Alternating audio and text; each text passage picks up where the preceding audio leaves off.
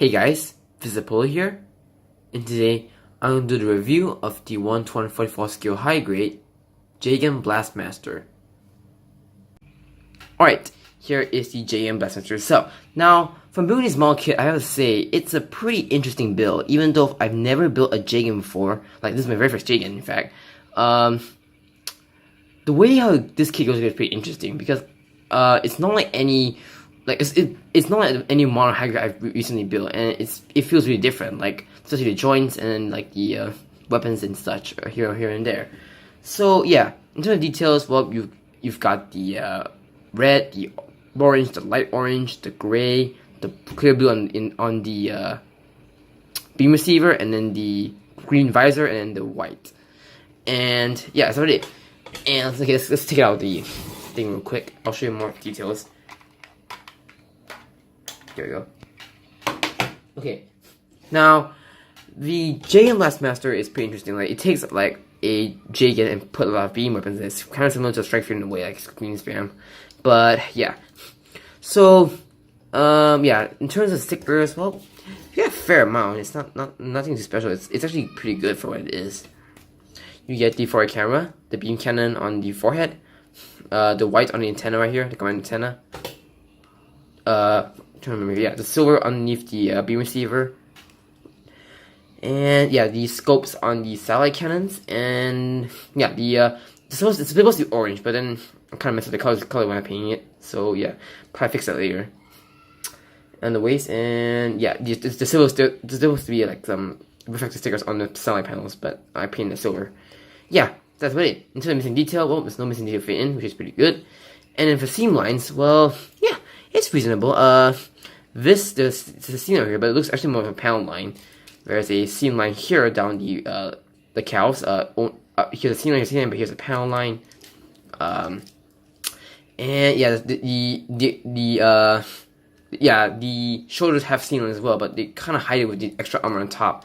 And yeah, speaking of the shoulders, they use the Jegan D type's shoulders, which is pretty interesting. But yeah, for the detail, it's not too bad.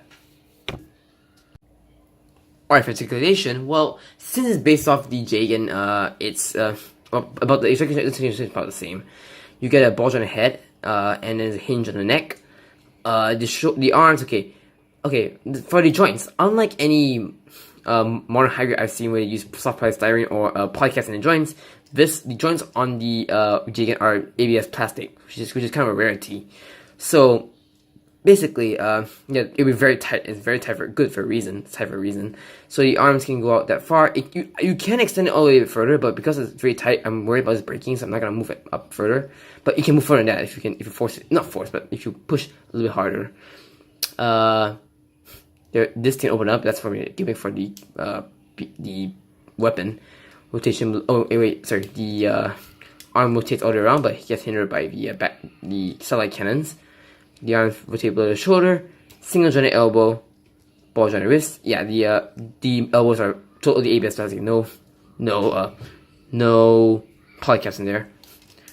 The torso, torso is basically a ball joint on top, so it's like it swivels a little bit and goes up and down crunch, but no ab crunch. So yeah, and okay, the front skirts are molded together, but you can separate them like I do.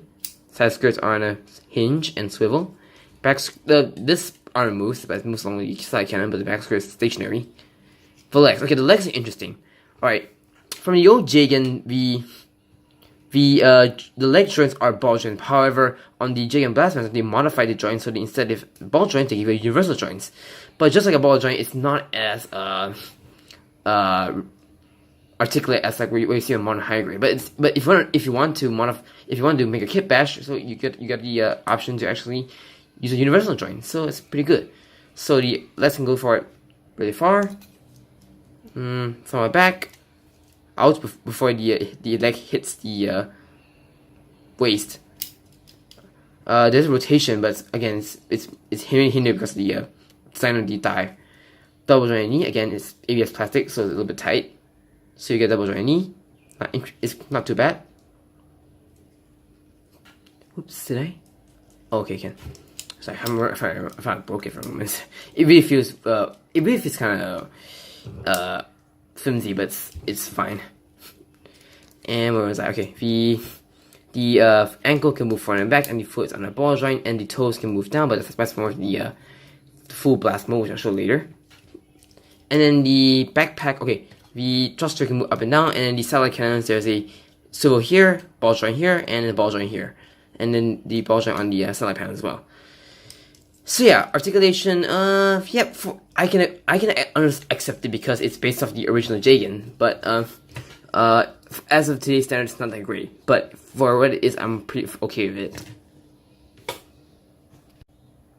Alright, for accessories, well, everything's here. What you see here is what you get. So, okay, let's start off with some of these small stuff. Okay, basically you got the Jegan cannons, which are from the Cerevi Gundam. They're on the legs. So, if you want to fire them, you have to fling them out, and you can shoot just like that. It's pretty simple. And then the Sigma 6 cannon, that's from the H3 Fortress, which is the front skirts. The G cells, so the beam rifles from the G cell assault pack, which looks very similar in design, quite interestingly. And the what are this is? For the instructions, they are the nope, they don't mention it. No, they don't mention it. I don't know what this is, but it's supposed to be some kind of beam Gatling gun or something like that, if I remember correctly. And then you got the cannon from the Strike Freedom, and then the high mega cannon from the Double Zeta Gundam. And yeah, the main attraction itself is the satellite pack. Now, basically, okay, there's two accessories on it. One is the cannon, which you can obviously do, and there's another one, which is a beam pistol, which the Jegan can, if I can do it, the Jegan can take it out, and you can hold it in hand like so. So it's a beam pistol, and also a beam saber, which I've seen other reviews of the Jegan Blaster, and they say that you can actually use beam effects from the Double X Gundam, Gundam Double X, and then and you can use the beams onto this Jegan Blastmaster. So it's pretty interesting, and yeah, it's a bit fiddly. Like it's not the, it doesn't stay on it very well. Oops. Yeah, something like that. Yeah, but it doesn't hold it well. It just holds it loosely. But you get a point. So I'll put it aside. Okay, now to activate the satellite cannons, well, basically you have to swing this forward like that. Oh, actually, before that, I used to open the panels up. My mistake. Open the panels up, and yep, that's it. Just swing the cannons forward. Well, actually, you should open panels before that, but I forgot. Never mind, it works either way. And that's now that's fit. Oh, oops. Yeah, they're on ball joints, so you can move around however you like. But and they're pretty tight as well, which is good.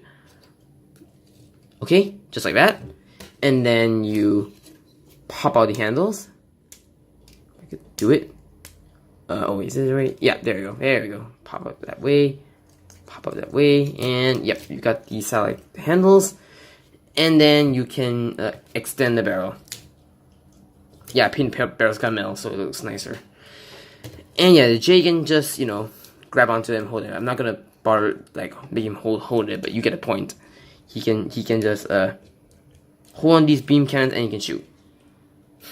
So yeah, that's about it. That's about that's for accessories. Except there's one more thing which I can show you, which is this. Now this is a joint part. Basically, if you want to take the satellite pack from the Jegan Blaster and put it on a market, you can do it. And yes, you get two as well. So that's a good bonus. That's that. Oops. Alright, let's do a comparison. Now, I don't have my double sky right now because it's deep in the shelf. I don't want to take it out and it's gonna be bothersome. So I've got this straight no name. Yeah, the Jegan's pretty tall. Like, okay, even without, okay, the Jegan's pretty tall. Like, even for like a, okay, the no name is like a little bit above average mobile suit. The Jegan's really big. Holy crap! And of course, just buy him just in case. Like, yeah, having like around here, the Extreme Gundam. Yes, the Jegan is still taller. Like, yeah, guys, the Jegan is tall. Holy crap. So yeah, so review. Alright, just like in a regular build divers kit or build fighters kit, you get some leftover parts. First of all, the A plate, which is from the original Jegan, you do get like the original waist joint, which they give you in the universal joint instead. Without the grenades and missile pods, the shield connector, the beam rifle, which they did tell you to build in instructions, but I choose not to because I leave it alone. You get some white parts, which are the crotch, the V and the crotch, and the cockpit, the thrusters, the Vulcan pod, and yeah, more parts. And you get the C plate, you get the original head, the original waist, and the D-type waist as well, which is interesting. So if you want to make a D-type, there you go. And okay, the D plates, 2 D plates, you get both left over for some joints. And the N1 plate, which basically that's what we want here, but took it out. But it's just the extra universal joint on the hips, which is good because in case you break them, you can always replace it. And some other hip joints. Again, they're new, so in case they break, you can always replace them. So yeah, you do get a bunch of different parts. So if you want, especially the beam rifle, which they did turn, like I said, you did turn instruction to build, but quite frankly, it doesn't need that gun. You can give it to someone else. So yeah, that's all for the review. Alright, that's for a review of the high-grade Jegan Blastmaster. Now, for 2,000 yen, it's a pretty interesting design of a mobile suit. It's basically old Jegan, so yeah, the engineering back then wasn't as great as it is today, but even so, with the new armor on top, it looks pretty good. The details for the colors and the correct colors, obviously. The seam lines, well, it's kind of smart, especially for a Bandai, especially on the shoulders. Like, they put extra armor on top, and so that the seam line isn't that visible. It's as visible as you just leaving seam line alone, without the armor on top. Articulation was basically old Jegan, nothing special here, but even with that articulation, it's able to hold a satellite cannon. You just need to like fiddle around with it until you find a sweet spot. So it's nothing too bad about that. So it's okay. The accessories, well, the main accessory is just the satellite cannons. So and you get an extra beam rifle if you want to use that as well. But I think the main reason why I want to get the Jegan Blaster is because the satellite cannons, and yeah. Overall, do I recommend this kit? Well, for 2,000 yen, it's okay. I'm fine with it. It's a good model. I say you go and pick it up. But if you don't like the Jegan Blaster because there's those ridiculous satellite cannons on top of the, the Jegan Blastmaster, then there's no reason not to get it. Because I can understand why people don't like a Jegan with like just randomly bash a satellite cannon on top of it, and I can understand why it looks ugly for some people, which I understand. But if you learn to appreciate like the concept of this design, so it'll be fun. It'll be a fun build. But overall, not a bad kit. Like, it's reasonable. So yeah, so guys, thank you for watching this review, and stay tuned for more videos. Peace out. Silver underneath the beam receiver thing. Okay, this is supposed to be orange, but because of freaking hell.